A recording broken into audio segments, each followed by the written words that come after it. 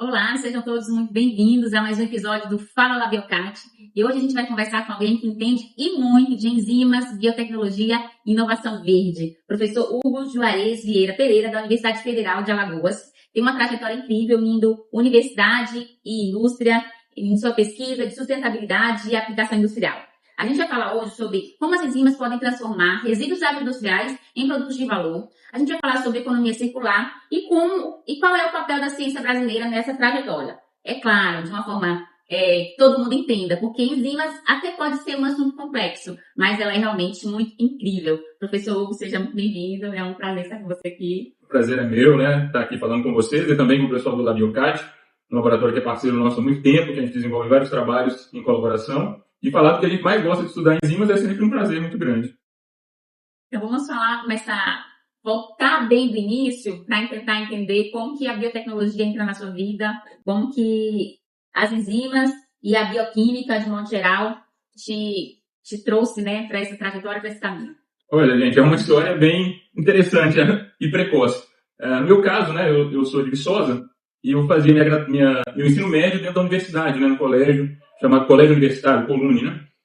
Então, no terceiro ano, do segundo para o terceiro ano, estavam se abrindo um curso de bioquímica, graduação em bioquímica, na Universidade Federal de Viçosa, e os futuros coordenadores desse curso foram dar uma palestra. Então, você vê a importância de bons professores, né? Esses professores foram até o colégio universitário, que ficava dentro da universidade.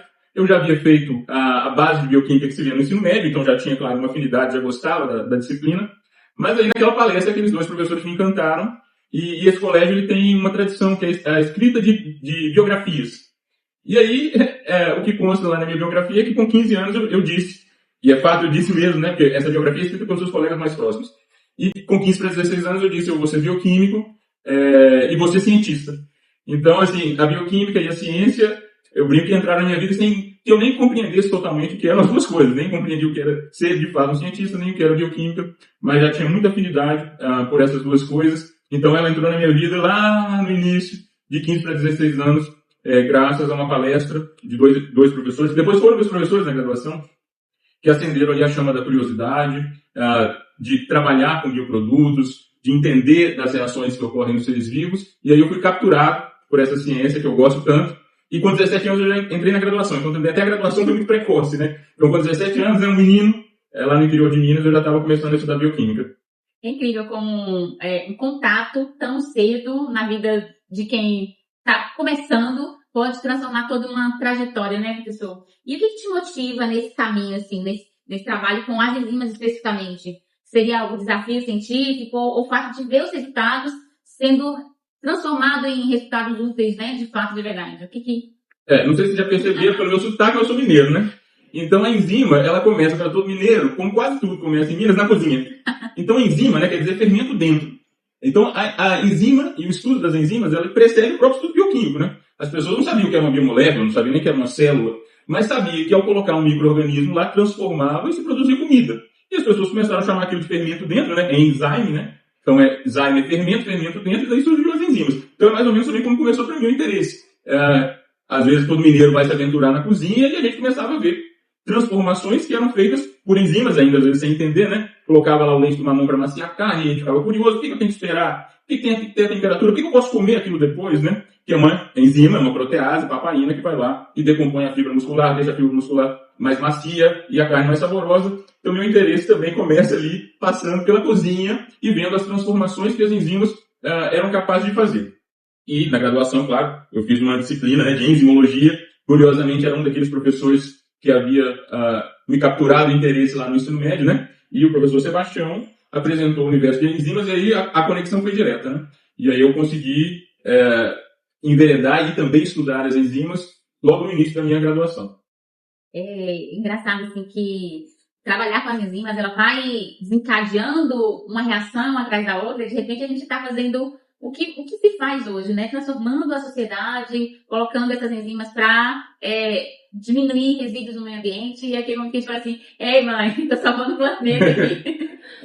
Eu concordo, eu acho que as enzimas, por essência, têm a aplicação, né? Que é o ato de transformar, elas são catalisadores. E são catalisadores em condições brandas, né? Porque a célula não pode usar temperatura, ela não pode usar pressão para acelerar uma reação. Então, milhares e milhares de anos vão selecionando enzimas e seus sítios ativos para serem capazes de acelerar essas reações. E é clara a motivação de poder usar isso para resolver problemas. Hoje a gente vive com uma emergência climática. Então, muito próximo do ponto de não retorno. Então, a quantidade de dióxido de carbono que a gente libera já não é compatível mais e o planeta não suporta mais nessa forma de vida.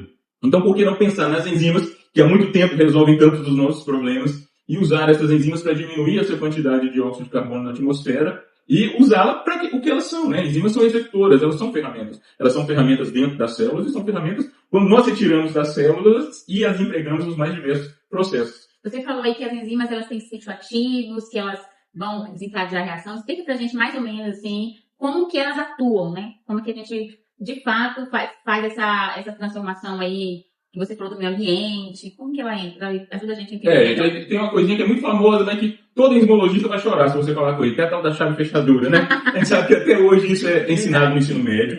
A gente reconhece que é uma maneira de assimilar o conceito que é muito chamativa, né? Essa chave fechadura, mas pena que não é um modelo aceito mais, né? Então, as enzimas, elas atuam como catalisadores, dentro e fora dos sistemas biológicos, mas o mecanismo a gente chama de encaixe induzido. Confesso que não é um nome tão bonito quanto chave fechadura, mas tem a beleza da verdade, né? Então, as enzimas, elas induzem uma instabilidade nos substratos, e os substratos tendem a ir para o estado de transição com a menor barreira energética, e aí é o pulo do gato. Aí as enzimas, oferecendo um caminho para que a reação ocorra com um menor estado de transição, isso impacta na velocidade das reações. Então, chave fechadura deixa lá para a porta, e na enzimologia, lembre sempre do encaixe induzido. Encaixe induzido, né? A gente mudar os termos e melhorar aí, que a gente atualizar, né, os termos, na verdade. E aqui no laboratório a gente trabalha com muitos resíduos, também pensando nessa perspectiva de usar enzimas.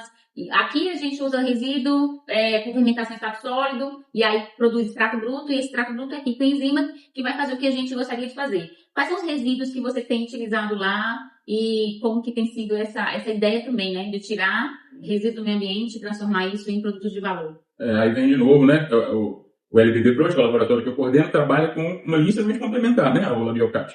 Então a gente também tem vários estudos que partem desses resíduos agroindustriais, a gente tenta localizar os mais comuns ali na região de Alagoas, porque aí também você, de novo, tem um duplo ganho. Você diminui a quantidade de resíduos sólidos, dá uma vida e uma nova vida para esses resíduos, podendo utilizá-los como meio de cultivo alternativo, e como o micro-organismo vai crescer naquele meio, você tem a chance de ali detectar algumas enzimas, né, nesse extrato enzimático, e nessas enzimas que estão sendo produzidas por aquele fungo que cresce. E aí, talvez o LBB Pro aí tem uma vertente um pouco mais própria, que é isolar essas enzimas, né? Então, a gente submete geralmente esses extratos a processos de fracionamento, às vezes em coluna, às vezes fora de coluna, tenta isolar essas enzimas e após o isolamento, aí sim uma caracterização enzimológica, né? Porque algumas caracterizações elas só podem ser feitas em enzimas puras, né? Tipo KM, se você está no extrato é um KM aparente. Quando a enzima está isolada, de fato você sabe o KM real, né? Não é mais um aparente. CACAT, enfim, um monte de outras características cinéticas, que são os estudos que o enzimologista mais tem gana de fazer. Isso você só obtém com uma enzima isolada. Professor, e a gente sabe da sua trajetória em relação à aproximação da universidade com a indústria. Que no fundo, as pesquisas que a gente faz, as descobertas que são feitas dentro da universidade, ela precisa extrapolar, né? Normalmente o caminho que a gente segue é a produção de artigo e uma vez ou outra, né? Deus ajuda, sai patentes, mas essa aproximação com a indústria já é mais complexa. Qual é o principal desafio que você acha que ainda existe, que ainda faça a universidade da indústria e a gente ainda parece que fala línguas diferentes? De fato tem uma dificuldade de conexão, né? Que realmente são linguagens e tempos diferentes. Mas eu acho que deve ser motivador para todo mundo, que a gente vive no mesmo planeta e cada um tem que fazer a sua parte. Então o que o cientista pode fazer? É tentar resolver esses problemas. E essa limitação de linguagem e tempo não pode ser uma barreira que impeça totalmente essa conexão. Porque é nessa conexão também que há ganho das duas partes. Então o contato entre a universidade, né, numa extensão inovadora, para quem possa captar essa inovação e empregar essa inovação é fundamental. Então, também desde muito cedo na minha trajetória acadêmica, sempre me incomodou essa distância entre a academia e a sociedade, que não deve existir, né? Elas coabitam, né? Então, muito se fala hoje em dia de diminuir o muro das universidades e que cada vez a sociedade possa ver, porque vendo ela pode valorizar o que a universidade produz e que pode resolver problemas, né? Claro, o cientista sempre ele quer os artigos, ele busca os artigos, ele quer divulgar os seus pares, as suas descobertas, é uma motivação que todo cientista vai ter, mas eu também vejo de igual importância a transferência desse conhecimento para fora da academia, para além dos pares, para que a sociedade possa captar essas inovações, porque quem vai resolver é a sociedade, né? E multiplicar essas ferramentas nos mais graves problemas, como eu disse, um dos grandes agora, a essa emergência climática. Assim, parece que a indústria tem um tempo, a universidade tem outro tempo, mas quando a gente consegue fazer essa ponte, o impacto é muito grande para todo mundo, não é? Professor, a economia circular, hoje em dia tem se falado muito, e é um dos temas que aparece com força nas suas pesquisas. O que ela representa para você na prática? A economia circular é um grande motivador, né? Então, se a gente volta um pouquinho naquele tópico, entre a diferença do tempo da academia e do tempo das indústrias, como você torna compatível? Usa um catalisador. Então, o catalisador acelera esse tempo da academia e deixa mais compatível com o tempo do setor produtivo. Então, dentro do setor produtivo, também tem-se o interesse de reutilizar, de aproveitar cada vez mais o que é produzido, né? E aí, a motivação do grupo é pensar em cada etapa desse processo como é possível, às vezes, dar 1, 2 ou 3 usos ao mesmo resíduo, né? E aí a gente coloca várias possibilidades também de ganho em diferentes setores produtivos e é extremamente compatível esses dois universos, né? Da economia circular com a produção de conhecimento dentro do laboratório. Inclusive a natureza ela já é circular, né? A gente está aqui enquanto pesquisadores tentando aprender com a própria natureza, né? Pensando no futuro, né? Da biotecnologia, da ciência, até da universidade. Quais são as áreas que você vê que ainda vão ganhar muito espaço nos próximos anos? Talvez eu seja um pouco tendencioso, né? Bioquímico começa com bio, né, gente? Então eu acho que os bioprocessos, né? Utilizar ferramentas de origem biológica para resolver problemas. Cada vez mais a gente vê esse bio vir na frente de várias palavras que a gente já estava bem acostumado, né? Então corante, agora é o biocorante, né? Aromatizante é o bio. Então eu acho que os bioprocessos e o uso de seres vivos para gerar produtos, eu acho que é a nossa próxima barreira, a próxima fronteira, tanto de produção de conhecimento quanto da produção de produtos inovadores. Então, de fato, o futuro é cada vez mais biológico e mais verde. E o que você acha que aqui no Brasil ainda falta para a gente aproveitar mais esse potencial de tecnologia verde e de biológico para o futuro, para a indústria, para a sustentabilidade? Então, se a gente vai de novo, dar um passinho para trás e pensa no bio, a gente está no país com a maior biodiversidade do mundo. Então, tópicos para estudo e razões para estudar não faltam. Também não falta material humano, né? Se a gente analisa os dados, a gente vê que a gente tem já uma massa crítica, né? Apesar de um país jovem, com universidades jovens, né? Comparado às outras grandes academias, a gente tem massa crítica, a gente forma bons pesquisadores. Então, na minha opinião, o que falta é financiamento. Então, nós unimos essas duas pontas entre explorar essa grande biodiversidade, já com uma massa de cientistas, né? Que tem uma formação dentro dessas academias e com o financiamento a gente vai aumentar o número de produção de conhecimento e produtos. Então a gente tem o talento, tem a matéria-prima, falta mesmo uma roda para fazer esse motor girar. Quem sabe, né? Não são as enzimas. Vamos fazer um bate-volta, professor, para encerrar esse episódio de hoje. Eu vou fazer uma pergunta e você me responde com uma palavra ou uma frase bem curtinha. E aí, né, nada mais justo de perguntar do que uma enzima que te fascina. Protease, fascinante, né? Um resíduo que ainda tem muito potencial. Bagaço de malte. Malte, olha aí, a cerveja também entrando na economia circular. Um experimento que deu errado, mas te ensinou muito. Enzima conversora de angiotensina em peçonhas animais. Ciência é? Transformação. O que não pode faltar em um bom laboratório? Alunos motivados. Concordo, 100%. E se não fosse cientista, você seria? Cozinheiro.